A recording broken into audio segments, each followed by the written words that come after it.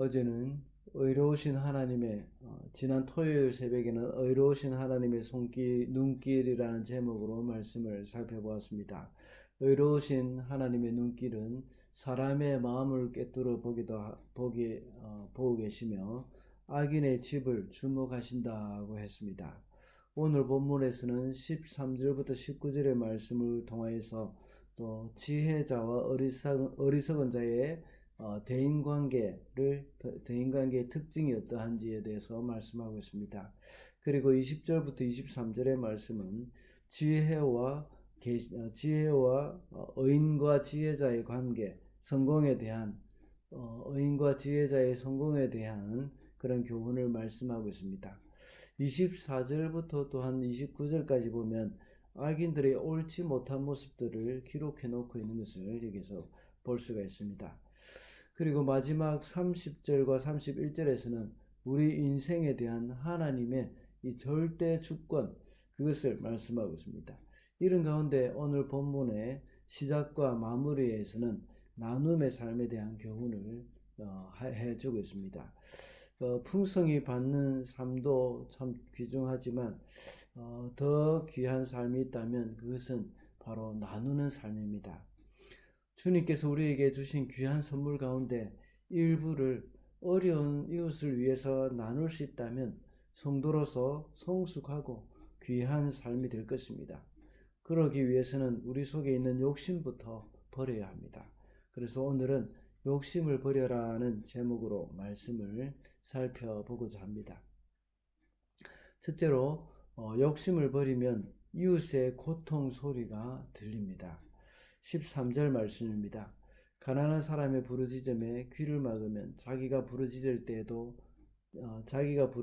때에 아무도 대답하지 않는다. 여기서 말하는 귀를 막는다는 말은 의도적으로 듣지 않으려는 그런 행동을 말씀하고 있습니다.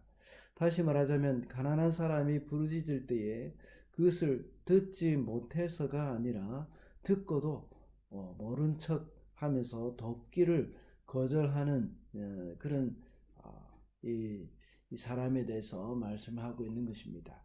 이렇게 가난한 사람의 부르짖음을 외면하는 사람은 자신이 어려움에 처하게 될 때에 도움을 구할 때도 아무도 도와줄 사람이 없을 것이라는 말씀을 하고 있습니다.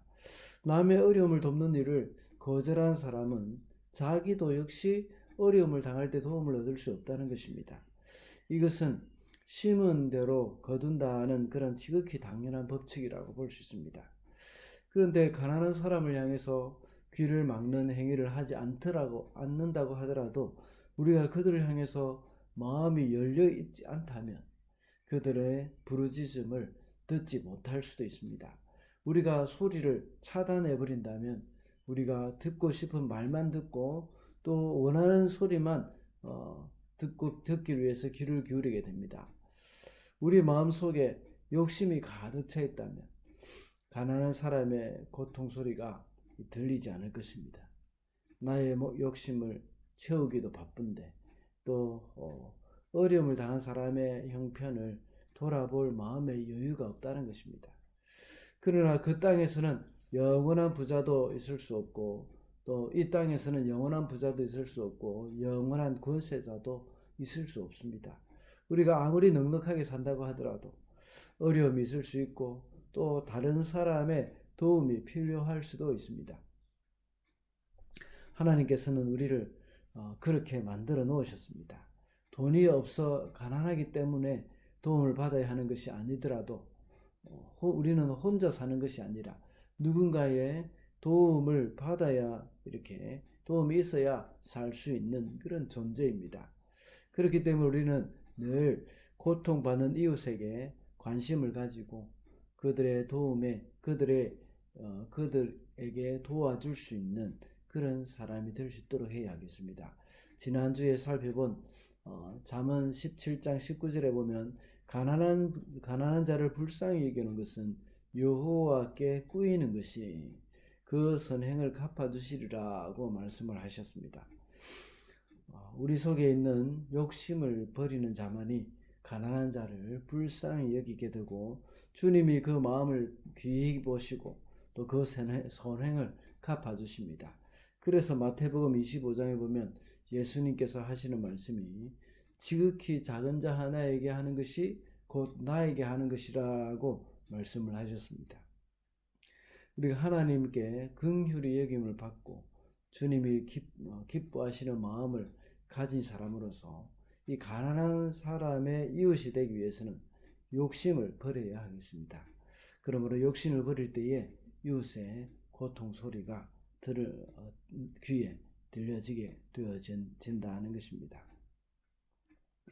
둘째로 욕심을 버리면 베푸는 삶을 살 수 있습니다. 26절입니다. 악인은 온종일 탐하기만 하지만 의인은 아끼지 않고 나누어준다. 26절 말씀은 악인과 의인을 비교해서 말씀하고 있습니다. 악인은 온종일 탐하기만 한다고 말씀합니다. 그리고 의인은 아끼지 않고 나누어 준다고 말합니다. 악인과 의인을 분류하는 그 기준이 여기서 탐하는 것과 또 아낌없이 나누어 주는 것, 그것이라고 말씀하고 있습니다. 다시 말하자면 악인의 특징은 욕심을 품고 온종일 탐하기만 한다는 것입니다. 아무리 하나님 앞에 주의를 꼬박꼬박 지키고 또 종교적인 열심을 가지고 살아간다고 하더라도 그 마음 가운데 욕심을 품고 베푸는 삶을 살지 않는다면 의인이라고 할 수 없습니다. 베푸는 삶, 다시 말하자면 구제하는 일은 과거 유대인들도 아주 경건한 이 사람의 모습으로 간주했었습니다. 신약 시대에 와서 또 여기서 야고보서 1장 27절에 보면 역시 다음과 같이 말씀하고 있습니다. 하나님 아버지 앞에 정결하고 더러움이 없는 경건은 곧 고아와 과부를 그 환난 중에 돌아보고 또 자기를 지켜 새 속에 물들지 아니하는 그것이니라. 많은 성도들은 경건한 삶이라는 것은 새 속에 물들지 않는 삶, 다시 말하자면 이 술이나 담배 이런 것들을 하지 않고 또 거짓말이나 도박 이런 것들을 하지 않는 것이라고만 생각하는 경우가 많습니다. 물론 그것도 경건의 한 부분이기도 합니다. 그런데 야고보 장로의 말을 들어보면 그것은 반쪽짜리 경건에 불과합니다. 온전한 경건은 바로 새 속에 물들지 않는 것, 그것 이전에 어려움을 당한 사람에게 나누어주고 베푸는 삶, 이것이 바로 이루어져야 한다는 겁니다. 그것이 온전한 경건이라고 할 수 있습니다. 그래서 고아와 과부를 그 환난 중에 돌아보고 자기를 지켜 새 속에 물들지 않는 것, 그 두 개가 동시에 이루어져야 온전한 경건이라고 볼 수가 있겠습니다. 이런 베푸는 삶을 살기 위해서는 우리 속에 있는 욕심을 버려야 합니다. 우리 속에 있는 자기 중심적인 삶에서 벗어나서 자신을 내어주고 희생하는 마음이 있어야 하는 겁니다. 이 세상 사람들은 움켜쥐고 또 자기 것을 지키고 쌓아놓으려는 마음이 참 많습니다. 그러나 성도들은 나눠주고 베푸는 삶을 살아야 합니다. 말씀을 맺겠습니다. 오늘은 욕심을 버려라는 제목으로 말씀을 살펴봤습니다. 욕심을 버리면 이웃의 고통 소리가 들리고 또 욕심을 버리면 베푸는 삶을 살 수 있다고 했습니다. 모두가 자기 것만 추구하고 있는 이 시대에, 그리고 또 물질을 끌어모으려고 하면서 정말 물질의 노예가 되어서 살아가고 있는 이 마지막 때입니다. 그래서 사도 바울은 디모데후서 3장에서 말세의 사람들은 자기를 사랑하고 돈을 사랑한다고 했습니다.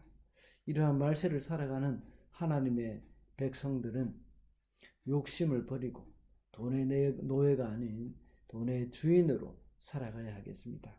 그래서 욕심을 버리고 이웃의 고통 소리를 듣고 그들에게 베푸는 삶을 살아가게 되는 저와 여러분이 되시기를 바랍니다.